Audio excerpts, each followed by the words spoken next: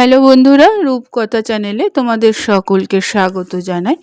বন্ধুরা, আজকের পর্বে সেই হারানো দিনে এক স্মরণীয় নায়িকা সম্পর্কে বলবো, যিনি মেন চরিত্রে কম অভিনয় করেছেন কিন্তু নেগেটিভ চরিত্রে প্রচুর অভিনয় করেছেন। এই নেগেটিভ চরিত্রে অভিনয় করে দর্শকের মন কিন্তু কেড়ে নিয়েছেন।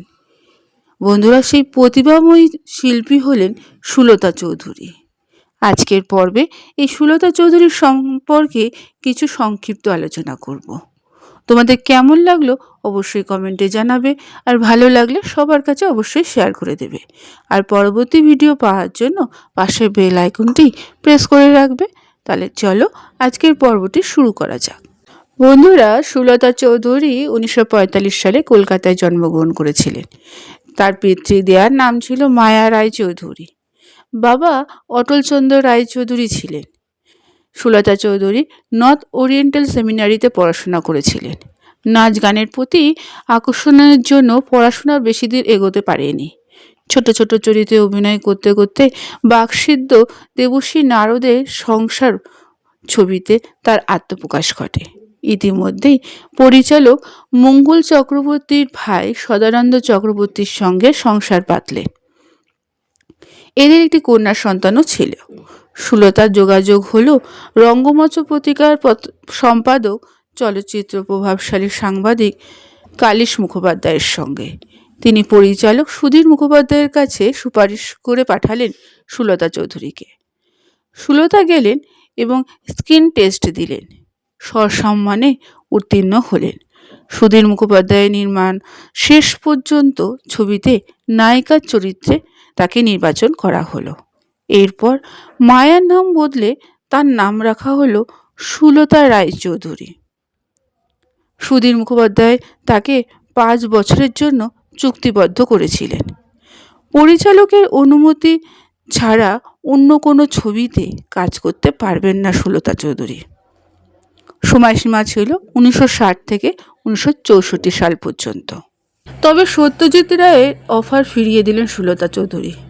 সত্যজিৎ রায় তার তখনকার সময়ে নির্বাচিত মহানগর ছবিতে জন্য সুলতা চৌধুরীকে অফার দিয়েছিলেন, কিন্তু সুধীর মুখোপাধ্যায়ের সঙ্গে চুক্তিবদ্ধ থাকায় সেই কাজটি সুলতা করতে পারলেন না।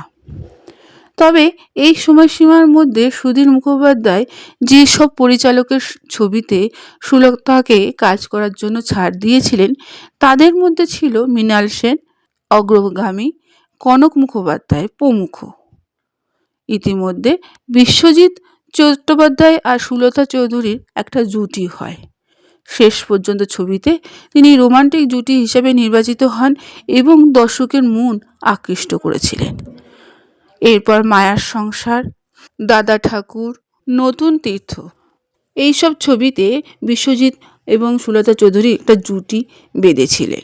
কনক মুখোপাধ্যায় মায়াবী নিলেন ও অজিত গাঙ্গুলির মুখার্জি পরিবারে তাকে নায়িকার ভূমিকায় দেখা যায়। এরপর অভিনয়ে একটু চরিত্র পরিবর্তন হলো। 60-এর দশকের শেষ থেকে শুরু হলো সুলতার অভিনেত্রীর জীবন, যেখানে অধিকাংশ ছবিতেই তিনি খলনায়িকার চরিত্রে অভিনয় করেছিলেন।